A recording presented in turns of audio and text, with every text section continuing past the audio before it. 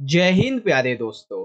आज की इस वीडियो में हम डिस्कस करने वाले हैं क्लास 11th पॉलिटिकल साइंस के चैप्टर 4 के मोस्ट इंपॉर्टेंट क्वेश्चन आंसर के बारे में, जिसका नाम है कार्यपालिका। इसे इंग्लिश में हम एग्जीक्यूटिव भी बोलते हैं।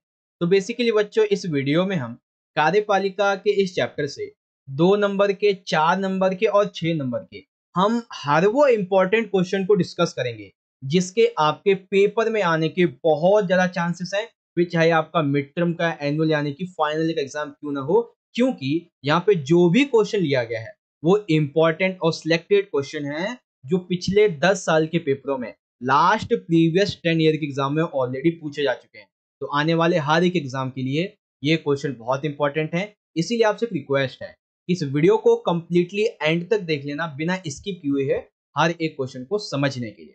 ठीक है, आगे बढ़ने से पहले चैप्टर के बारे में या फिर क्लास 11 से संबंधित कोई भी डाउट आप कुछ भी पूछना चाहते हैं तो ये हमारी इंस्टाग्राम की आईडी है बच्चों, आप यहाँ पे जाके मैसेज जरूर से करना है। ठीक है, और हमारे टेलीग्राम ग्रुप को जरूर से ज्वाइन करें। टेलीग्राम पे सर्च कर लें JSK 11th क्लास, यहाँ पे इंपॉर्टेंट नोट्स, अपडेट PDF आपको मिलती रहती है। या फिर इंस्टा का और टेलीग्राम का लिंक आपको वीडियो के डिस्क्रिप्शन में मिल जाएगा। ठीक है बच्चों, ओके। तो सबसे पहले हम अपने चैप्टर का इंट्रोडक्शन लिखते हैं। तो देखो भाई, हमारे भारतीय संविधान ने जो शक्तियों का बंटवारा है वो 3 स्तर पे, 3 संस्थाओं में किया हुआ है, जिसमें सबसे पहले पर आती है विधायिका, ठीक है, सेकंड पे आती है कार्यपालिका और थर्ड पे आती है न्यायपालिका। ठीक है, कार्यपालिका जो है ये आपका चैप्टर नंबर 4 है, विधायिका आपका चैप्टर नंबर 5 है और न्यायपालिका चैप्टर नंबर 6 है। ठीक है, अब तीनों के डेफिनेशन पहले समझ लेते हैं। तो विधायिका जो है ये सबसे पहली संस्था है जो कि देश के लिए, देश स्तर पर नियम, कायदे, कानून को बनाती है, उनको पारित करती है। ठीक है, अब जो कार्यपालिका होती है ये विधायिका के द्वारा जो भी कानून, जो भी नीतियां बनाई जाती हैं उनको लागू करती है। ठीक है, लागू करने के बाद में ये तय करती है ये पूरी तरीके से कार्यरत हैं, यानी कि पूरी तरीके से लागू हुई या नहीं, उनका प्रशासन करती है। ठीक है, फिर न्यायपालिका क्या करती है कि कार्यपालिका के द्वारा जो भी कानून लागू किया गया, ठीक है ना, उससे संबंधित यदि कोई विवाद है तो उसका न्याय करती है। और पूरे भारत में न्याय करने के जो सबसे सर्वोच्च संस्था है वो भी न्यायपालिका ही है।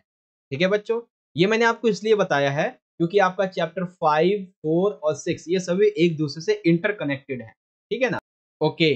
तो अब हम बात करते हैं बच्चों अपने चैप्टर 4 कार्यपालिका के मोस्ट इंपॉर्टेंट क्वेश्चन आंसर के बारे में। ठीक है बच्चों, चलिए देखिए, सबसे पहला जो हमारा क्वेश्चन है इसमें हमारे 2 नंबर के 2 क्वेश्चन निकलते हैं। ठीक है, क्वेश्चन नंबर 1, कार्यपालिका क्या है, चैप्टर का जो नाम है इसका अर्थ क्या है। उसके बाद में राजनीतिक तथा जो स्थायी कार्यपालिका है इसमें आपको अंतर बताना है। ठीक है बच्चों, तो जैसा कि अभी हमने बताया कि कार्यपालिका क्या है, कार्यपालिका सरकार का वह अंग है जो कि देश की विधायिका यानी कि संसद के द्वारा स्वीकृत जो भी नीतियां होती हैं, जो कानून होते हैं, उनको लागू करती है। ठीक है, लागू करती है, साथ ही उनका प्रशासन भी करती है कि पूरी तरीके से लागू हुई है नहीं, इसको भी देखती है। ठीक है, अब कार्यपालिका में सरकार के सभी सदस्य शामिल होते हैं, जैसे कि राष्ट्रपति, प्रधानमंत्री, उसकी मंत्रिपरिषद, ठीक है, फिर मुख्यमंत्री, उसकी मंत्रिपरिषद, राज्यपाल, उपराज्यपाल, पूरा का पूरा जो प्रशासनिक ढांचा है, जैसे सिविल सेवा के सदस्य हैं, ये सभी शामिल होते हैं। ठीक है, एग्जाम्पल के लिए ये यहाँ पे आप देख सकते हैं कि भारत के, हमारे जो स्वतंत्र भारत के प्रथम राष्ट्रपति थे डॉक्टर राजेंद्र प्रसाद, ये उनका फोटो है। वर्तमान में हमारे जो प्रधानमंत्री हैं श्री नरेंद्र मोदी जी, ये उनका फोटो है। अब ये जो एक स्ट्रक्चर आप देख रहे हैं इसमें सरकार के सभी सदस्य शामिल हैं। ठीक है, चाहे वो उपराज्यपाल हो, ठीक है, मुख्यमंत्री हो या फिर प्रधानमंत्री हो, पॉलिटिकल पूरा का पूरा स्ट्रक्चर जो है वो इसमें शामिल है। ठीक है, वहीं पर जो भारत के राष्ट्रपति हैं ये कार्यपालिका के नाम मात्र के उदाहरण है। क्यों भाई, क्योंकि इनके पास में कोई ज्यादा खास शक्तियां होती नहीं है, वो शक्तियां किसके पास में होती हैं, प्रधानमंत्री के पास में। ठीक है बच्चों, दूसरा क्वेश्चन, राजनीतिक कार्यपालिका और स्थायी कार्यपालिका में अंतर। देखिए, जब आप राजनीतिक कार्यपालिका की बात करते हैं तो 2 चीजें याद कर लीजिए। एक तो ये वो व्यक्ति हैं जो कि स्थायी नहीं है, यानी कि इनका एक समय होता है, कुछ 5 साल, 2 साल या 6 साल, और ये स्थायी नहीं है। इसका मतलब क्या है, ये निर्वाचित है, इन्हें चुना गया है कुछ समय के लिए। ठीक है, अब इसमें सरकार के प्रधान, उनके मंत्री शामिल होते हैं जो कि सरकार की सभी नीतियों के लिए उत्तरदायी होते हैं। अब जब बात आती है स्थायी कार्यपालिका, तो यहाँ पे हम क्या बोलते हैं कि जो भी व्यक्ति स्थायी कार्यपालिका में एक बार पद पे पहुंच गया वो तब तक उससे नहीं हटता है जब तक कि वो रिटायरमेंट नहीं हो जाती है उसकी। ठीक है ना, तो यानी कि इसे हम स्थायी कार्यपालिका बोलते हैं। और इसमें वो लोग शामिल होते हैं जो रोज रोज के प्रशासन के लिए उत्तरदायी होते हैं, जैसे कि सिविल सेवा के सदस्य हैं, IAS IPS, जिला अधिकारी जो होते हैं, कलेक्टर वगैरह, वो इसमें शामिल होते हैं। ठीक है बच्चों, कार्यपालिका क्या है और डिफरेंस आपको पता चल गया। चलिए अब बात करते हैं अगले क्वेश्चन। जो क्वेश्चन नंबर हमारा सेकंड है, कार्यपालिका के प्रकारों का वर्णन कीजिए। बहुत इंपॉर्टेंट है क्योंकि इसमें से आपके 2 नंबर के 3 क्वेश्चन निकल जाते हैं, या फिर ये पूरा का पूरा क्वेश्चन 4 या 6 नंबर में पूछ लिया जाता है। ठीक है, तो देखिए कार्यपालिका के जो टोटल प्रकार हैं वो 3 हैं, जिसमें से सबसे पहला है बच्चों संसदीय कार्यपालिका। इसमें क्या होता है, संसदीय कार्यपालिका में सरकार का जो प्रमुख है वो प्रधानमंत्री होता है। ठीक है, जैसे हमारे भारत में भी सरकार का प्रमुख कौन है, प्रधानमंत्री है। अब ये जो प्रधानमंत्री है यह विधायिका में जिस भी दल को, जिस भी पार्टी को बहुमत मिला होगा उसका नेता हो। ठीक है, जैसे A और B पार्टी हैं, जिसमें B पार्टी को बहुमत मिला है तो ये प्रधानमंत्री B पार्टी का हो। ठीक है, और ये प्रधानमंत्री विधायिका के प्रति जवाबदेह होता है। ठीक है बच्चों, औपचारिक रूप से देश का जो प्रमुख है या तो वो वहां पे राजा होगा या तो वो राष्ट्रपति होगा, जैसे जर्मनी, इटली, जापान, इंग्लैंड, पुर्तगाल। जैसे भारत में औपचारिक प्रधान कौन है, राष्ट्रपति है। ठीक है ना, तो वो भी इसी के उदाहरण है।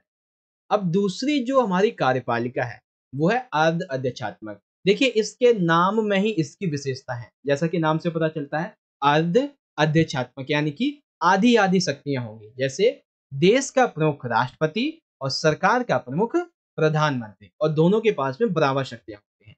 ठीक है, इसमें जो प्रधानमंत्री है और उसका मंत्रिपरिषद ये विधायिका यानी संसद के प्रति जवाबदेह होता है, जैसे फ्रांस, रूस और श्रीलंका। अब जो हमारी अगली है तीसरी वाली वो है अध्यक्षात्मक। अब देखिए अध्यक्षात्मक की बात आ गई है, यानी कि इसमें देश का और सरकार का प्रमुख एक ही होगा जो कि राष्ट्रपति है। जैसे आपने अमेरिका के बारे में सुना है, वहां पे देश का यानी कि कंट्री का और जो गवर्नमेंट है उसका जो मैन है वहाँ के राष्ट्रपति होते हैं। और जैसे भारत में जो प्रधानमंत्री होते हैं उसका चुनाव होता है, वैसे ही वहां पर अमेरिका हो गया, ब्राजील, लैटिन अमेरिका, यहाँ पे राष्ट्रपति का चुनाव आमतौर पर जो है जनता करती है। ठीक है, लेकिन एक चीज है भाई यहाँ पे कि जो जो राष्ट्रपति होता है ना उसका मर्जी है कि वो विधायिका को किसी भी काम के लिए जवाब दे या ना दे, ये उसकी विशेषता है। ठीक है बच्चों, तो तीनों की तीनों आपको समझ में आ गई।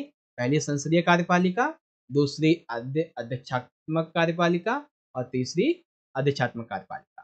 ठीक है बच्चों, अब अगला क्वेश्चन है भारत की कार्यपालिका के बारे में। क्वेश्चन ये है कि भारत में संसदीय जो कार्यपालिका अपनाई गई है इसका आपको वर्णन करना है, कैसे अपनाई गई और इसकी क्या विशेषता है। तो ये क्वेश्चन 4 नंबर में आता है ज्यादातर।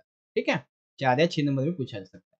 तो देखो बच्चों, भारत में भारतीय हमारा जो संविधान है इसमें कार्यपालिका का जो संसदीय स्वरूप है ये कहाँ से लिया गया है, ब्रिटेन के संविधान से। हमने देखा था जो हमारा चैप्टर नंबर 1 था संविधान वाला, उसमें देखा था ना 6 कंट्री थी जिससे संविधान से कुछ सिद्धांत लिए गए थे, तो उसमें से एक था संसदीय स्वरूप जो कि ब्रिटेन के संविधान से लिए। ठीक है, उसके बाद 1919 और 1935 में ये जो संसदीय कार्यपालिका है इसकी जड़ें उभरी थी। जब हमारे संविधान निर्माता जो थे संविधान बना रहे थे तो उन्होंने एक चीज देखी थी कि अगर हमने सरकार की, हमने संविधान की सभी शक्तियां, देश की सारी शक्तियां किसी एक संस्था को, किसी एक व्यक्ति को दे दी तो पूरी तरीके से हम फिर से अंग्रेजों के टाइप के गुलाम ही बन जाएंगे, तानाशाही हो जाएगी फिर। ठीक है ना, तो संविधान निर्माता एक ऐसी सरकार चाहते थे जिस पर व्यक्ति पूजा पर अंकुश लगा हो, अर्थात हमारे संविधान निर्माताओं ने संसदीय व्यवस्था के अंतर्गत कार्यपालिका, विधायिका, इसको जनता के प्रतिनिधियों के प्रति उत्तरदायी बनाया, और तीसरी न्यायपालिका जो कि न्याय करे। ठीक है, भारत के संविधान में औपचारिक रूप से जो शक्तियां हैं वो तो किसे दी गई हैं, राष्ट्रपति को दी गई हैं, पर वास्तव में ऐसा नहीं है। वास्तव में जो सबसे अहम शक्तियां हैं वो किसके पास में है, प्रधानमंत्री के पास में। ठीक है, और राष्ट्रपति के पास में जो भी शक्ति है वो उसका उपयोग तभी करेगा जब वो प्रधानमंत्री या फिर मंत्रिपरिषद से सलाह ले। ठीक है, प्रधानमंत्री केंद्रीय स्तर पर सरकार को देखता है और राज्य स्तर पर मुख्यमंत्री देखते हैं। राज्य स्तर पे राज्यपाल हो गए, मुख्यमंत्री हो गए, मंत्रिपरिषद हो गए, ये कार्यपालिका को मिलकर बनाते हैं। ठीक है ना। तो ये है भारत में संसदीय कार्यपालिका का वर्णन। ठीक है बच्चों, बहुत ही आसान सा क्वेश्चन है, आई होप आप समझ चुके हो। अगला क्वेश्चन देखते हैं। अभी हमने देखा राज्यों की कार्यपालिका के बारे में, तो 2 नंबर में क्वेश्चन आता है कि राज्यों की कार्यपालिका से आप क्या समझते हैं। तो देखो भाई, राज्यों में एक राज्यपाल होता है जो कि केंद्रीय सरकार होती है, उसकी सलाह से राष्ट्रपति के द्वारा नियुक्त किया जाता है। ठीक है, पहला राज्यपाल। दूसरा, जैसे केंद्र में प्रधानमंत्री होता है, वैसे ही राज्यों में मुख्यमंत्री होते हैं जो कि विधानसभा में बहुमत दर्ज करते हैं। ठीक है, राज्य के स्तर पर भी कुछ 2-4 संसदीय व्यवस्था वाले जो सिद्धांत है वो लागू हो जाते हैं। बस सिंपल सा है, छोटा सा क्वेश्चन था। ठीक है, अब 5वां क्वेश्चन, यहाँ से आपके राष्ट्रपति से संबंधित कुछ 3 से 4 इंपॉर्टेंट क्वेश्चन शुरू हो रहे हैं, बड़े ध्यान से सुनो। ये जो क्वेश्चन 1 है राष्ट्रपति वाला, राष्ट्रपति पद के लिए योग्यता तथा इसका चुनाव कैसे होता है समझाइए। तो 4 नंबर के 2 क्वेश्चन हैं, राष्ट्रपति पद के लिए योग्यताएं क्या क्या होनी चाहिए और इसका चुनाव कैसे होता है। तो योग्यता में सबसे पहला पॉइंट ये है कि जो भी राष्ट्रपति बनना चाहता है, पहले तो उसकी जो सिटीजनशिप है, जो नागरिकता है, वो भारत की होनी चाहिए। दूसरा, व्यक्ति की कम से कम आयु 35 वर्ष होनी चाहिए, तभी वो राष्ट्रपति बन सकता है। और तीसरा, उसे कभी भी न्यायालय के द्वारा सजा प्राप्त ना हो, यानी कि वो अपराधी नहीं होना चाहिए। और चौथा, सरकार के किसी भी लाभ के पद पर आसीन नहीं होना चाहिए। और 5वां, वह लोकसभा का सदस्य निर्वाचनों की होने की योग्यता रखता हो। और छठा ये है कि वो पागल नहीं होना चाहिए, दिवालिया यानी कि वो कर्जे में डूबा हुआ नहीं होना चाहिए। ठीक है, जैसे कि इस इमेज के माध्यम से आप देख सकते हैं, एक तरफ है अंबेडकर जी, एक तरफ है डॉक्टर राजेंद्र प्रसाद जी, जो कि एक दूसरे को संविधान बनने की बधाई दे रहे हैं। ठीक है, तो ये सभी योग्यताएं हैं एक राष्ट्रपति बनने के लिए। ठीक है, हालांकि 2 नंबर में ये आ सकता है। ठीक है, अब दूसरा इसी में पार्ट आ जाता है कि राष्ट्रपति का चुनाव कैसे होता है। तो देखो, राष्ट्रपति को आपने देखा होगा कि कभी उसके चुनाव होते हैं क्या भारत में? नहीं होते हैं। प्रधानमंत्री के होते हैं? बिल्कुल होते हैं। तो यानी कि राष्ट्रपति को आम जनता नहीं चुनती है, बल्कि हमने जिनको चुना है, ठीक है ना, वो चुनते हैं जाके इसको। ठीक है, हमारे द्वारा जो निर्वाचित विधायक होते हैं, जो सांसद होते हैं, ये राष्ट्रपति का चुनाव करते हैं। ठीक है, हम अपने प्रधानमंत्री को किस विधि के द्वारा चुनते हैं? सबसे अधिक वोट जिसके पास होते हैं उस विधि के द्वारा। लेकिन राष्ट्रपति का चुनाव होता है अलग विधि के द्वारा। उस विधि का नाम है समानुपातिक प्रतिनिधित्व प्रणाली, जिसे एकल संक्रमणीय मत का सिद्धांत बोला जाता है। और राष्ट्रपति का कार्यकाल 5 वर्ष का होता है, और 5 वर्ष से पहले अगर उसे हटाना है तो उस पर महाभियोग चलाना होता है। आगे चलिए 4 नंबर में महाभियोग वाला क्वेश्चन आएगा, तब आपको बताऊंगा ये क्या होता है। ठीक है, तो राष्ट्रपति पद के लिए क्या क्या योग्यता चाहिए, राष्ट्रपति पद का चुनाव कैसे होता है, आई होप आप समझ गए। ओके, तो अब हम बात करते हैं अपने अगले क्वेश्चन की, और ये क्वेश्चन बहुत ज्यादा इंपॉर्टेंट है बच्चों। क्वेश्चन नंबर 6, राष्ट्रपति के विशेष अधिकारों का वर्णन कीजिए। ठीक है, इसमें 2 नंबर के 3 क्वेश्चन आ जाते हैं, या फिर ये पूरा का पूरा क्वेश्चन 6 नंबर में आता है। ठीक है, तो क्या है विशेष अधिकार? सबसे पहला विशेष अधिकार ये है कि विधेयक को सदनों को पुनर्विचार के लिए लौटा सकता है। इसका मतलब ये है कि संसद के द्वारा जब कभी भी विधेयक को राष्ट्रपति के पास भेजा जाता है स्वीकृति देने के लिए, तब अगर राष्ट्रपति को ये लगता है कि संसद ने इस विधेयक में जो फैसला लिया है वो देश के हित में नहीं है, या फिर अभी भी इसमें कोई कमी रह गई है, तो वो उसको दोबारा से पुनर्विचार के लिए संसद के पास भेज देता है। ठीक है, लेकिन जब संसद दोबारा से भेजेगी राष्ट्रपति के पास में, तो मजबूरन उन्हें स्वीकृति देनी पड़ती है। ठीक है, अब दूसरा पॉइंट है बच्चों, वीटो शक्ति यानी कि निषेध अधिकार। ये बहुत अच्छा है राष्ट्रपति के लिए। क्यों भाई? जब संसद के द्वारा राष्ट्रपति को कोई विधेयक भेजा जाता है, तो राष्ट्रपति चाहे तो उसे अपने पास एक अनिर्धारित लंबे समय तक रख सकता है। इसीलिए इसे हम कई बार पॉकेट वीटो बोलते हैं। इट मीन्स, इसका मतलब क्या है? इसका मतलब ये हुआ, संसद ने मान लेते कोई भी विधेयक राष्ट्रपति को भेजा स्वीकृति देने के लिए, तो राष्ट्रपति चाहे तो अपनी वीटो शक्ति का उपयोग करते हुए उस विधेयक को अपने पास एक अनिश्चित समय तक रख सकता है। संसद कभी भी उसके ऊपर पूछ नहीं सकती है कि तुमने इसको क्यों नहीं किया या कब करने वाले हो। इसीलिए इसको पॉकेट वीटो बोला जाता है। ठीक है, तीसरा है बच्चों, अनौपचारिक रूप से प्रधानमंत्री की नियुक्ति। देखिए, जब भी चुनाव होते हैं तो किसी ना किसी पार्टी को बहुमत मिलता है, और उस बहुमत वाले दल का जो व्यक्ति है वो नेता बन जाता है, वो प्रधानमंत्री बनता है। ठीक है। लेकिन क्या हो जब किसी को बहुमत ही ना मिले, चलो बहुमत नहीं मिलती है तो गठबंधन की सरकार बन जाती है। लेकिन उस समय क्या हो देश में, जब पार्टी को बहुमत भी ना मिले और गठबंधन की सरकार भी ना मिले, तो ऐसे में प्रधानमंत्री का पद तो खाली रहेगा, सरकार का पद खाली रहेगा।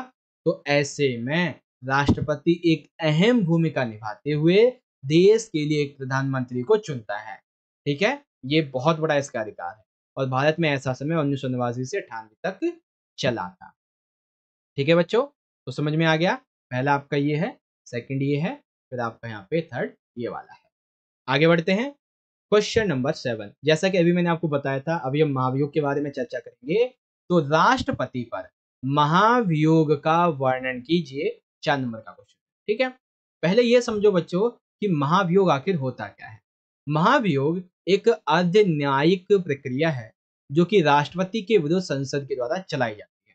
अब क्यों चलाई जाती है भाई, ये बताया गया अनुच्छेद 61 में। कैसे? अनुच्छेद 61 के अनुसार यदि राष्ट्रपति के द्वारा संविधान का अतिक्रमण किया जाता है, संविधान का उल्लंघन किया जाता है, संविधान की मर्यादा के परे यदि राष्ट्रपति काम करता है, तब इस महाभियोग को राष्ट्रपति के ऊपर संसद के द्वारा चलाया जाता है। ठीक है, अब देखिए इसकी प्रक्रिया समझिए। महाभियोग का जो प्रस्ताव है वो संसद के किसी भी सदन में दिया जा सकता है, चाहे लोकसभा हो या राज्यसभा हो। जैसे मान लेते हैं ये चला गया लोकसभा में। ठीक है, तो लोकसभा में जब ये प्रस्ताव गया तो वहां से ये जरूरी है कि कम से कम 2/3 अधिक बहुमत से इस महाभियोग को पारित होना पड़ेगा। ठीक है, अगर ये हो जाता है फिर जाएगा दूसरे सदन में, जिसे हम राज्यसभा बोलते हैं। ठीक है, तो जब ये राज्यसभा में आएगा, यहाँ पर राष्ट्रपति को ये अधिकार है कि वो या तो स्वयं आके अपना स्पष्टीकरण दे, ठीक है, स्वयं आके अपनी बात को रखे, या फिर अपने किसी प्रतिनिधि को भेजे। ठीक है, और अगर राज्यसभा ने भी उसे 2/3 बहुमत से स्वीकार कर लिया महाभियोग को, तो अब राष्ट्रपति को मजबूरन अपने पद से हटना पड़ेगा। ठीक है, तो ये होता है महाभियोग। ठीक है बच्चों, महाभियोग की प्रक्रिया कैसे होती है, महाभियोग क्या होता है, आई होप आप समझ गए होंगे। ठीक है, चलिए अब दूसरे पॉइंट की बात करते हैं जो कि है प्रधानमंत्री के बारे में। तो भारत के प्रधानमंत्री के लिए योग्यता क्या है समझाइए, 4 नंबर में या 2 नंबर में आता है। ठीक है, तो सबसे पहली तो वही बात है कि जो सिटीजनशिप है, इसकी जो नागरिकता है वो भारत की होनी चाहिए। दूसरा, वैसे तो संविधान में कहीं पर भी ये बात नहीं कही गई है कि इतनी आयु होनी चाहिए, लेकिन एक पॉइंट कहा गया है कि प्रधानमंत्री या फिर हर एक मंत्री के लिए संसद का सदस्य होना अनिवार्य है, और इस संसद के सदस्य होने के लिए कम से कम 25 वर्ष आयु चाहिए हो। ठीक है ना, तो कम से कम आयु 25 वर्ष होनी चाहिए। आगे, जो प्रधानमंत्री का चुनाव लड़ने जा रहा है वो पागल नहीं होना चाहिए, दिवालिया यानी कि कर्जेदार नहीं होना चाहिए। ठीक है, चौथा पॉइंट, यदि कोई भी व्यक्ति संसद का सदस्य हुए बिना मंत्री या फिर प्रधानमंत्री बन जाता है, तो ये उस व्यक्ति के लिए बहुत ज्यादा जरूरी है कि 6 महीने के अंदर उसे किसी भी सदन का, लोक या फिर राज्यसभा का किसी भी सदन के सदस्य के रूप में निर्वाचित होना पड़ेगा, अन्यथा उसे अपने पद से त्याग पत्र देना पड़ेगा, अगर वो संसद का बिना सदस्य हुए प्रधानमंत्री या मंत्री बन जाता है तो। ठीक है, तो ये है प्रधानमंत्री के पद के लिए योग्यताएं। अगला क्वेश्चन है, बहुत इंपॉर्टेंट है, और ये प्रश्न आपका 6 नंबर का आता है, जिसमें 6 नंबर के आपके 2 क्वेश्चन निकल जाते हैं, 4 नंबर के भी आपके 2 क्वेश्चन निकलते हैं। बड़े ध्यान से समझिएगा। क्वेश्चन हमारा ये है कि सरकार में प्रधानमंत्री की भूमिका को स्पष्ट कीजिए तथा प्रधानमंत्री की जो शक्ति के स्रोत हैं वो क्या हैं उनको लिखिए। ठीक है, चलिए देखते हैं भाई प्रधानमंत्री की सरकार में क्या भूमिका होती है। पॉइंट नंबर 1, जनता के द्वारा यह चुने गए प्रतिनिधि होते हैं जो कि संपूर्ण देश का संचालन करता है। ठीक है, दूसरा पॉइंट, मंत्रिपरिषद जो है वो तभी अस्तित्व में आती है जब प्रधानमंत्री अपने पद की शपथ ग्रहण करता है। आप सभी को पता होगा कि जब चुनाव प्रक्रिया संपन्न हो जाती है और जब प्रधानमंत्री अपने पद की शपथ ग्रहण लेता है, तभी जाके मंत्रिपरिषद बनती है। ठीक है, इसीलिए प्रधानमंत्री मंत्रिपरिषद का प्रधान होता है और यही तय करता है कि उसके मंत्रिपरिषद में कौन कौन से लोग मंत्री होंगे और हर एक मंत्री को कौन सा पद, कौन सा स्तर दिया जाएगा, किसको कौन सा मंत्रालय दिया जाएगा। ठीक है, चौथा पॉइंट यह है राष्ट्रपति को सलाह देना। देखो, एक तरफ तो प्रधानमंत्री मंत्रिपरिषद के बारे में, ठीक है, दूसरा देश के प्रशासन के बारे में, जो भी कानून प्रस्तावित हो रहे हैं इन सभी के बारे में राष्ट्रपति को सूचित करता है। इसीलिए पंडित जवाहरलाल नेहरू जी ने जो प्रधानमंत्री है इसको सरकार की केंद्रीय धुरी की संज्ञा दी थी, ठीक है। प्रधानमंत्री बहुमत प्राप्त दल का नेता होता है, अर्थात अगर प्रधानमंत्री की मृत्यु हो जाती है या फिर वो त्यागपत्र दे देता है तो पूरी की पूरी जो मंत्रिपरिषद है वो भंग हो जाएगी, और जब भंग होगी तो दोबारा चुनाव होंगे। इसका मतलब क्या है, ये बहुमत प्राप्त दल का नेता है, अगर उसकी बहुमत हटी तो वो व्यक्ति भी हट जाएगा प्रधानमंत्री के पद से, ठीक है। फिर आता है लोकसभा का नेतृत्व। जैसा अभी हमने देखा कि प्रधानमंत्री लोकसभा में बहुमत प्राप्त दल का नेता होता है, और जैसे ही बहुमत खो देगा वो अपना पद भी खो देगा। यह राष्ट्रपति और संसद के बीच में एक सेतु का काम करता है। तो ये चीजें थी, ठीक है भाई। आगे समझे इसी तरीके से सारे के सारे पॉइंट, क्या क्या इसकी भूमिका है सरकार में, इसकी इंपॉर्टेंस क्या है।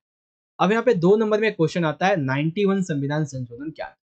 तो 91 संविधान संशोधन के तहत यह व्यवस्था की गई थी कि मंत्रिपरिषद के जो सदस्य हैं उनकी संख्या के बारे में, कि मंत्रिपरिषद की सदस्य संख्या लोकसभा और राज्य की जो विधानसभा है इनकी कुल सदस्य संख्या के 15% से अधिक नहीं होनी चाहिए। जैसे लोकसभा में अगर 100 सदस्य हैं तो इस 91 संविधान संशोधन के तहत 15% ही लोग मंत्रिपरिषद में होंगे, यानी कि टोटल 15 लोग, ठीक है ना। तो ये विशेषता थी इसकी।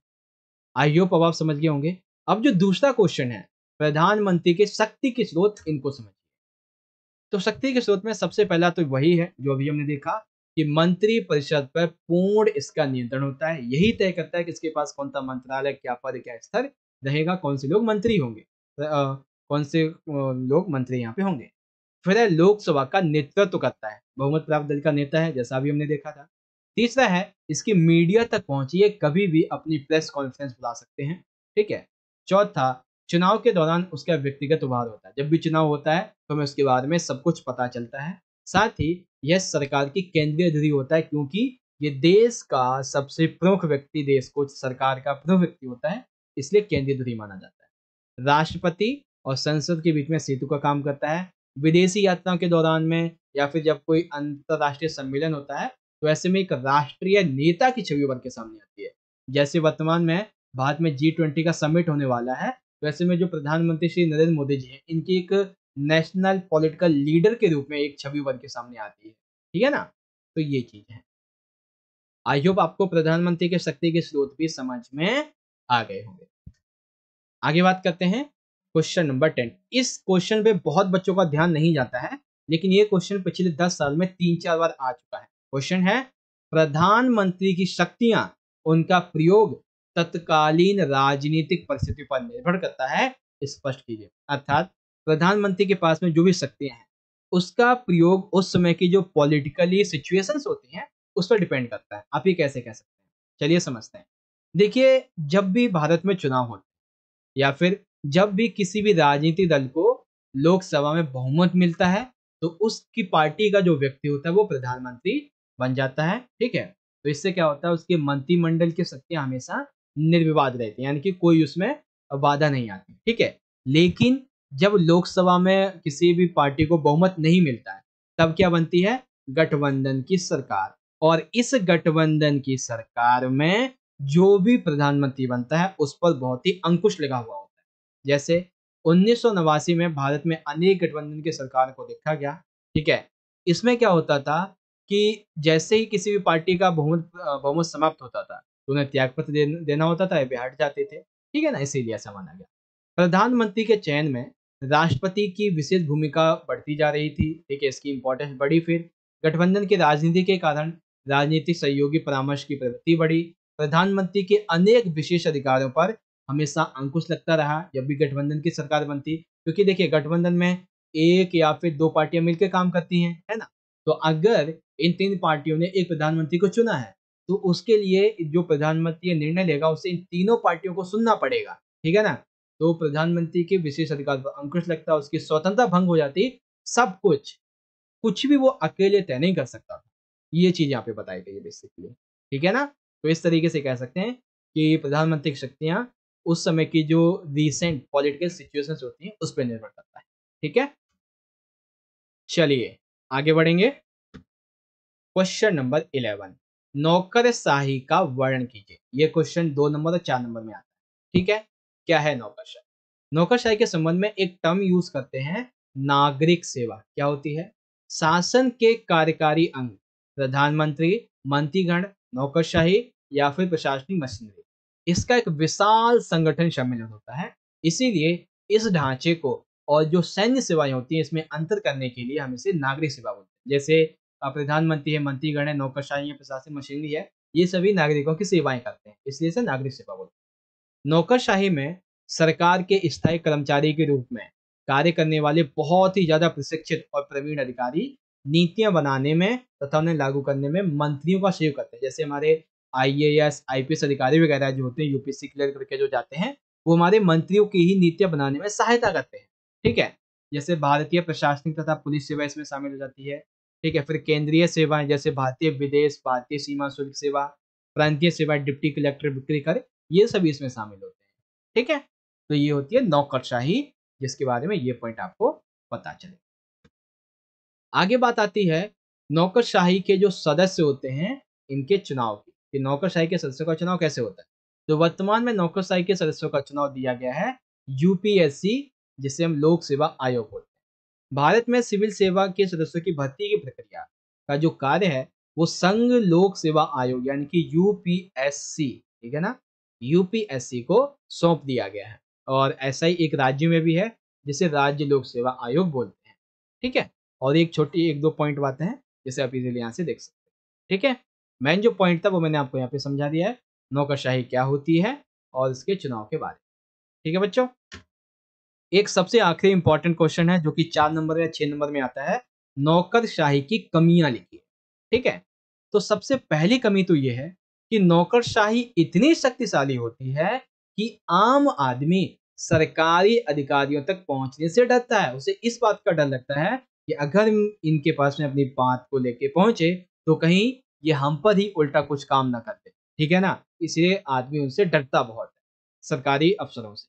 दूसरा, यह लोगों का एक आम अनुभव है कि नौकरशाही सामान्य नागरिकों की मांगों को, उनकी आशाओं के प्रति संवेदनशील नहीं होते। जैसे आम लोग जो हैं अगर उन तक पहुंच भी जाते हैं, आम नागरिक, ठीक है, उनको अपनी बातें बताते हैं, अपनी जो संवेदनशीलताएं होती हैं, अपनी समस्याएं बताते हैं, तो नौकरशाही के लोग कुछ ज्यादा अच्छे तरीके से काम नहीं करते उनके प्रति।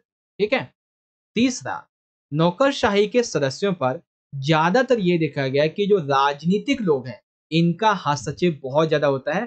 इसीलिए नौकरशाही राजनीतिक लोगों के हाथ का खिलौना बन गई है, जबकि नौकरशाही पर पॉलिटिकली कोई भी दबाव नहीं होना चाहिए।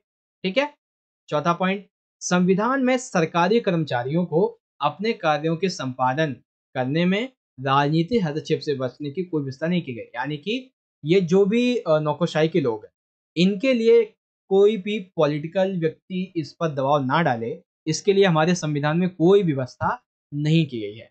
पांचवा, जनता के प्रति नौकरशाही का उत्तरदायित्व सुनिश्चित करने के लिए संविधान में कोई पर्याप्त प्रावधान भी नहीं है कि जनता के प्रति जवाबदेह होनी चाहिए, उत्तरदायित्व होना चाहिए। ठीक है, हाँ एक बात जरूर है कि हमारा जो सूचना का अधिकार है, राइट टू इंफॉर्मेशन, ठीक है, तो ये जो एक कदम है ये नौकरशाही को और अधिक उत्तरदायी बनाता है। जैसे हम अपने एक आरटीआई लिख के डालते हैं ना, तो उससे जिस अधिकारी के पास में जाएगा उसको उस आरटीआई का जवाब विद इन 10 या 12 डेज में या फिर 1 महीने के अंदर में देना पड़ता है। ठीक है ना, तो राइट टू इंफॉर्मेशन का ये जो अधिकार है वो नौकरशाही की इन कमियों को कम करता है। ठीक है ना, तो ये पॉइंट है। वेल, अराउंड आधा घंटा का हमारा वीडियो हो चुका है और इस बीच आपको मैंने कार्यपालिका के इम्पोर्टेंट जो क्वेश्चन थे वो आपको समझा दिए हैं। अब कल की जो वीडियो होगी, ठीक है, कल की वीडियो में आपको हम विधायिका वाले जो इम्पोर्टेंट क्वेश्चंस हैं इसको समझाएंगे चैप्टर 5 के बारे में। ठीक है बच्चों, तो बस आज की वीडियो के लिए इतना ही। और अगर आप सभी को आज की ये वीडियो अच्छी लगी तो क्या करना है, इस वीडियो को जितना हो सके उतना अपने सभी दोस्तों के साथ में ज़्यादा से ज़्यादा जरूर से शेयर करें और वीडियो को लाइक करें। वीडियो अच्छी लगी है तो कमेंट में बताएं कि आपको वीडियो कैसी लगी। चैनल पे आप पहली बार आए हैं तो इसको सब्सक्राइब अवश्य से करें। डाउट या क्वेरी क्वेश्चन के लिए इंस्टाग्राम की आईडी हमारी ओपन है, मैसेज कर लीजिएगा। ठीक है, मिलते हैं आपसे अगली वीडियो में। और इस वीडियो को देखने के लिए आप सभी प्यारे प्यारे बच्चों का बहुत बहुत धन्यवाद। जय हिंद, जय भारत, वंदे मातरम।